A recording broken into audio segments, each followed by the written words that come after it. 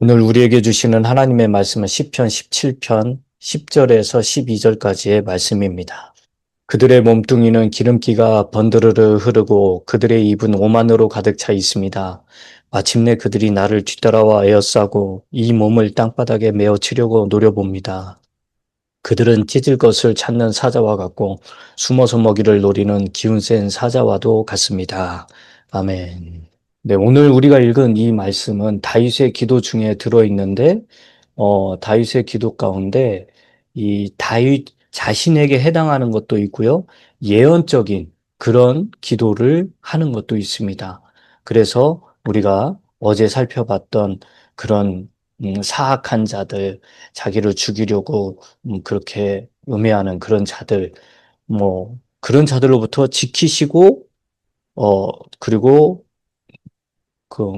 주의 날개 그늘 아래로 나를 숨겨주소서, 그러죠. 숨겨달라. 지키시고 숨겨달라. 이게 다윗 자신에게도 해당되는 기도지만, 앞으로 대환란 때, 이, 누굽니까? 대환란 때 이스라엘 민족들이 주님 앞에 부르짖는 기도고, 또 그렇습니다. 그래서 오늘 말씀을 보면 그들의 몸뚱이는 기름기가 번드르르 흐르고, 그들, 기름기가 번드르르 흐른대요. 굉장히 좀막 사실적인 표현이죠. 어, 여러분, 다윗을 학대하는 그 사악한 자들, 또 주의 백성을 죽이고자 하는 그런 원수들의 공통된 특징은 뭐냐? 기름진 얼굴과 그런 배를 가졌어요. 살이 쪘어요. 즉, 잘 먹고 잘 사는 겁니다. 여러분, 사람이요, 배가 부르면 대체적으로 그렇습니다. 배가 부르면 주님을 잊고 교만해져요. 신명기 32장 15절에 보면, 그러나 여수론이 기름지게 되매 발로 찼도다. 그런 말이 나와요. 여수론, 이스라엘이죠. 자, 여수론, 네가 기름지고 비대하고 기름으로 덮임에 그때에 그가 자기를 만드신 하나님을 버리고 자기의 구원의 반석을 소홀히 여겼다. 그래요. 참 이게, 아유, 이스라엘 민족들을 하나님께서 그렇게 잘 먹고 잘 살게 해줬건만, 이런 배은망덕도 유분수지, 어떻게 이럴 수가 있어? 라고 하지요. 그런데 저와 여러분들도 잘 생각해 보세요. 어, 힘들고 어려울 때는 애타게 주님을 찾고 부르짖고 막 그 주님을 어떻게 하든 의지하고 살려고 합니다. 그런데 그 힘들고 어려움이 예를 들어서 누가 이렇게 도움을 주거나 혹은 그 형편에서 좀 나아지니까 정말 안타까운 일이지만 주님께 찾고 매달리던 그것보다는 세상을 찾고 세상을 돌아다니고 세상 사람들을 만나고 세상에서 쾌락과 연락을 즐기려고 하는, 그래서 교회도 잘 안 나오고요. 또 기도하던 그 자리에서 핑계를 대면서 한 번, 두 번 빼기 시작하고요. 자꾸 그럽니다. 그게 왜 그러냐면 내가 너무너무 힘들어서 그런 것도 있지만 대체적으로 보면 좀 먹고 살만하고 여유가 좀 생기고 그럴 때 이런 일들이 빈번하게 음, 이루어집니다. 그래서 우리는 내가 혹시 조금 여유로워진다? 내가 조금 풍요로워진다? 그러면 한번 그럴 때일수록 우리는 우리 자신을 더 바짝 이렇게 조일 필요가 있습니다. 그렇게, 그래서 우리는 자꾸 여유로움을 추구하는데요. 그 여유로움이 굉장히 나에게 큰, 득이 되는 게 아니라 독이 될 수도 있다라는 거 잊지 마시고, 우리가 그렇다고 해서 가난하게 살게 해달라고 그런 건 아닙니다. 하지만, 내가 부자가 돼서 하나님이 누구냐라고 하면 안 되잖아요. 너무 지나치게 가난해서 굉장히 하나님께 막 원망과 불평을 쏟아내도 안 되잖아요. 그래서 적당히 이 땅을 살아가는데 필요한 모든 것, 내가 살아가는데 필요한 모든 것을 채워주시면 그걸로 더 넘치는 감사를 드리면 되는 겁니다. 여러분, 이스라엘 민족도 왜 배교를 했습니까? 그들이 가난해가지고 타락하고 배교한 게 아니잖아요. 너무나 잘 먹고 잘 살아서 타락하고 배교했어요. 솔로몬 보세요. 엄청나게 잘 먹고 잘 살았잖아요. 그런 잘 먹고 잘 사니까 그렇게 배교하고 타락을 해버렸잖아요. 이스라엘 사람들이 삶이 고달팠던 게 아닙니다. 어쨌든. 자, 그런데 이 이스라엘 민족들을 괴롭히고 죽이고 이렇게 하는 그런 사악한 자들의 면면이 어떻게 생겼느냐? 그들의 몸뚱이는 기름기가 번드르르 흐르고 그렇대요. 이게 이제 이 욥기 15장에도 보면 하나님의 원수에 대한 그 표현이 이제 이렇게 나오는데 그가 자기 이름으로 자기 얼굴을 덮고 자기 옆구리를 기름진 겹살이 되게 하기 때문이다. 그런 말이 나와요. 여러분, 이 하나님을 굉장히 이 모독하고 또 이제 장차 대환란 때, 이게 이제 대환란 때 있을 그런 일들이에요. 그래서 대환란 때, 이 환란 성도들이랑 이스라엘 민족들이 주님 앞에 주의 날개 그늘 아래 우리를, 숨겨주시라고 기도하고 또 그 사악한 자들, 자기를 죽이려고 하는 자들로부터 지켜달라고 그렇게 기도를 하죠. 그리고 그 대환란 때는요, 짐승의 형상에게 경배하지 않은 자들은 매매도 못하고 뭐 먹고 살 수가 없어요. 그렇기 때문에 얼굴에 기름이 흐를 수가 없고 겹살이 옆구리에 찔 틈이 없습니다. 다 가난하고 헐벗고 굶주리게 되기 때문에 그렇습니다. 그러나 그 짐승의 형상에게 경배하고 이스라엘 민족을 탄압하고 괴롭히고 죽이려 드는 사람들은요, 공통적으로 다 얼굴이 번드르르하고 다 배가 나오고 살이 쪄 있어요. 왜? 부자니까요. 그들만이 부자가 되니까.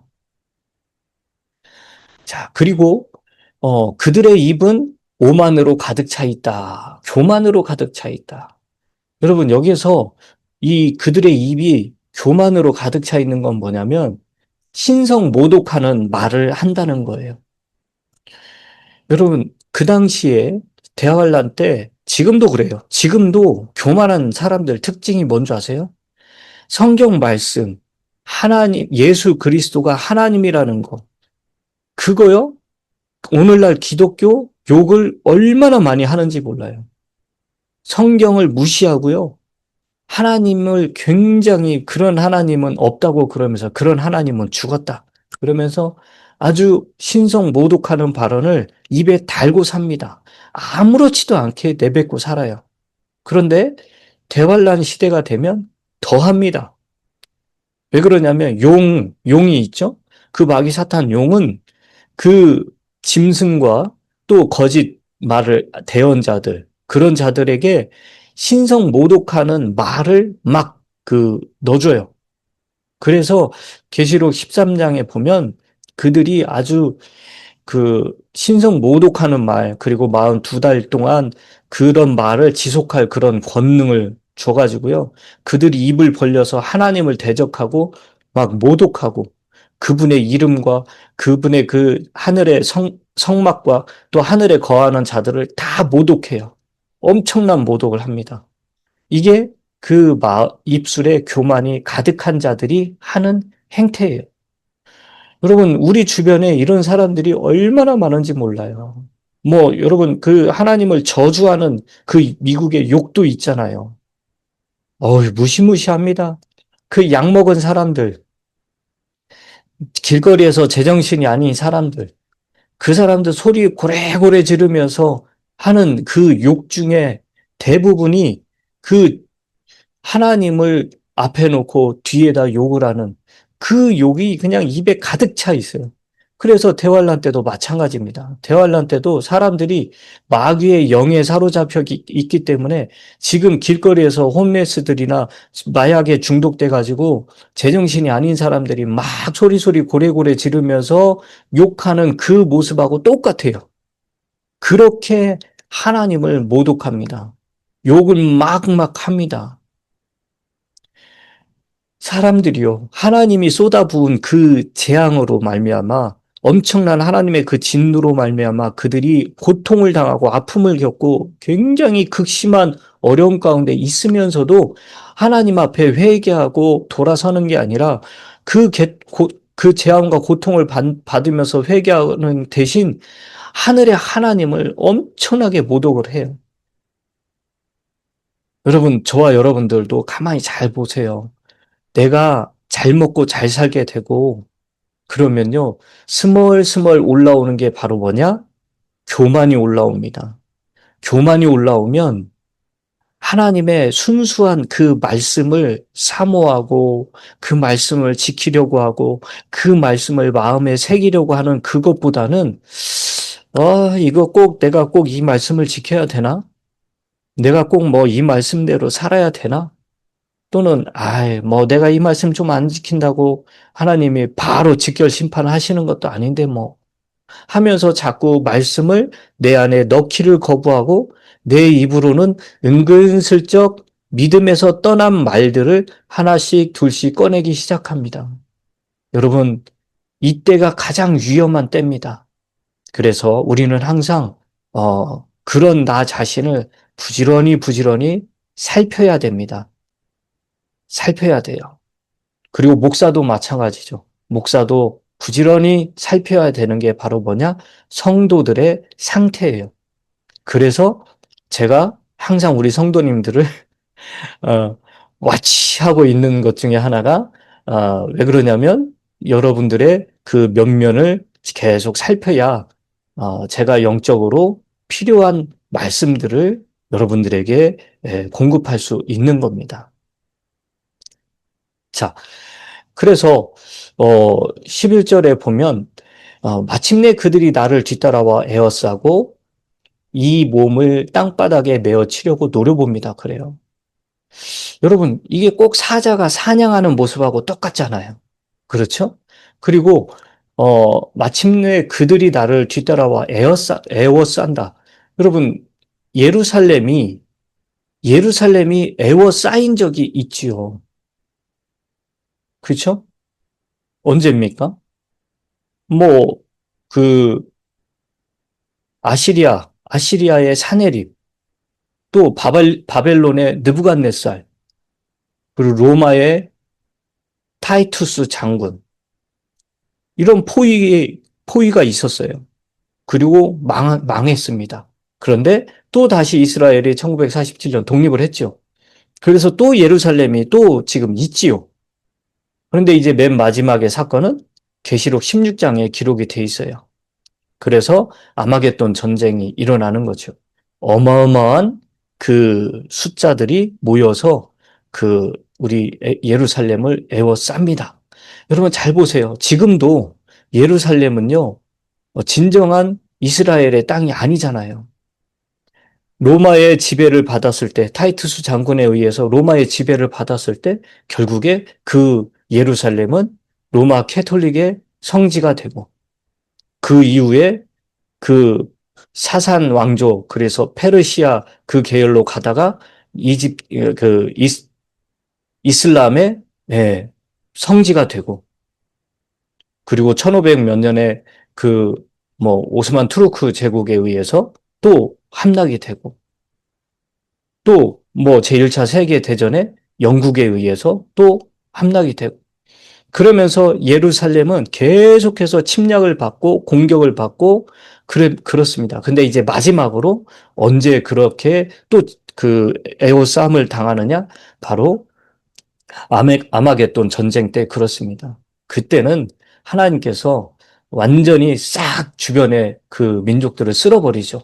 지금도 여러분 이스라엘 주변에 20억이 넘는 아랍 민족들이 진을 치고 있어요.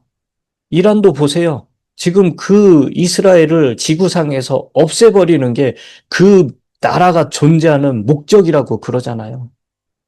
이렇듯 사방에서 에워싸고 있는 형국입니다. 이제 앞으로 대환란 때는 더 힘들어지겠죠. 자, 그래서 우리도 똑같아요. 지금 현재 우리 주변을 악한 마귀 사탄은요, 계속 둘러싸고 있습니다. 베드로전서 5장 8절에도 그렇게 돼 있잖아요. 정신을 차려라. 깨어 있으라. 너희 대적 마귀가 울부짖는 사자같이 두루 다니며 삼킬 자를 찾고 있다. 여러분, 이 마귀가 사자고 그 영적인 존재들이 내 주변을 계속 둘러싸면서 내가 잠시라도 틈을 보이는 순간 확 들어와서 나를 사로잡아 버리고 나를 죄 가운데 넘어뜨려 버리죠. 의의 종이 아니라 죄의 종이 되게끔 만들어 버리는 거예요. 여러분, 이렇듯 무시무시하게 내 주변을 둘러싸고 있다라는 거. 그래서 우리 주님이 임마누엘, 내가 너와 항상 함께 하겠다. 우리 주님이 그래서 우리를 지키고 보호하고 또 저 대적 마귀를 무찌르기 위해서. 그런데 대적 마귀는요, 내가 무찌르는 거예요. 내가. 예수 그리스도의 이름으로, 하나님의 말씀으로, 성령의 검인 하나님의 말씀으로 무찌르는 거예요. 내 안에 있는 나 자신을 먼저 무찌르고 밖에는 그 영적 존재들, 악한 마귀 사탄이 우는 사자같이 삼킬 자를 막 찾아서 헤매는 그런 존재들을 향해서 내가 예수의 이름으로 하나님의 말씀으로 대적하고 그들을 물리치는 겁니다. 여러분, 그러기 위해서는 우리가 항상 정신을 차리고 깨어 있어야 됩니다. 내 형편이 조금 나아졌다고 우쭐거리고 또 신앙생활에서, 믿음 생활에서 조금 여유를 둔다든지 그러면 안 됩니다. 이러면 이럴수록 우리가 느슨해지기 쉬운 이럴 때에 좀 더 깨어있고 정신을 차려서 신앙생활을 해야 돼요. 왜요? 이제 정말 말세지말, 말세 중에 말세가 다가왔기 때문에 그렇습니다. 여러분, 우리는 언제 주님을 만날지 몰라요. 우리 주님이 언제 바로 오실지 모릅니다. 지금 내일이라도 당장 오셔도 전혀 이상한 일이 아닙니다.